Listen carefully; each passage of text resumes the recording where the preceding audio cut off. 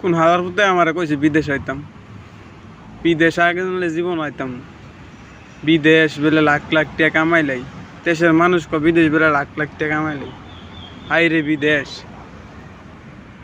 বিদেশ আইলাম, শৈলমল নষ্ট করে আইলাম, চেহারা নষ্ট করলাম, বাপ মা সাইরা বিদেশ করতেছি। ঈদ মায়ের রমজান যাইতাছে, ঈদ আইতাছে, এটার নাকি বলে বিদেশ। হায়া দেয় ফাইনা 15,000 টিয়া। গ্রামের মানুষ, সমাজের মানুষ কায় মিলে লাখ লাখ টাকা কামাইলে মাসে মাসে। কাম করতে করতে জীবন শেষ, বেতন দেয় না 6 মাসে 9 মাসে। আর সমাজের মানুষ, গ্রামের মানুষ, দেশের মানুষ আমার আমি বলে লাখ লাখ টাকা কামাইলে, এটার নামই বলে বিদেশ। বিদেশ আইতারলে বলে লাখ লাখ টাকা কামা। টিয়াডি কই? টিয়া তো রাস্তা তো পাওয়া যায় না, এটার নাম নাকি বিদেশ। হাই রে প্রবাস, কত প্রবাসী 10 বছর ধরে দেশে যাইতে পারে না। আর গ্রামের সব দেশের মানুষ লাখ লাখ টাকা কামা লইতেছে, দেশের মানুষের সাথে ঈদ করতে পারে না, এটা নাকি বলে বিদেশ।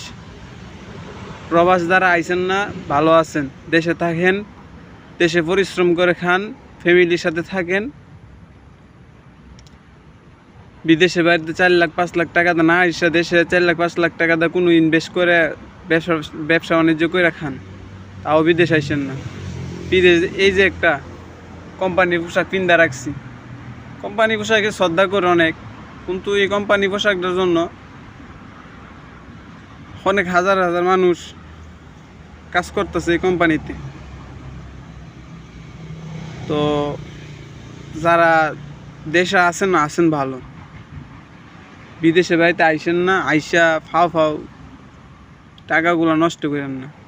যদি নিজের আত্মীয় স্বজন ভালো কোনো কোম্পানিতে বা ভালো কোনো জব দিতে পারে তাহলে আইসেন। বিদেশে বাড়িতে সহজ ভালো কাজ পাওয়া যায় না।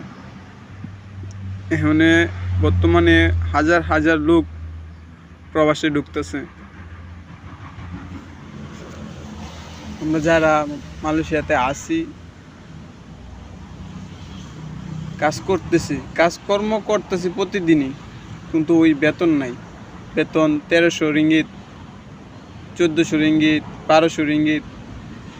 হায়া দেয় আপনার 15 থেকে 20,000 টাকা থাকে। খরচ দিয়া ফ্যামিলিতে দেয় 15,000 টাকা দেওয়া যায়, 10,000 টাকা দেওয়া যায়। আর সমাজে গ্রামের মানুষ ভাবে কি মানুষ বিদেশ ঢুকতারলে লাখ লাখ টাকা কামাইলা, কিন্তু দেশের বাড়িতে এত টাকা পাওয়া যায় না, বিদেশের বাড়িতে এত টাকা কামান যায় না। পুরাতন হইতে পারলে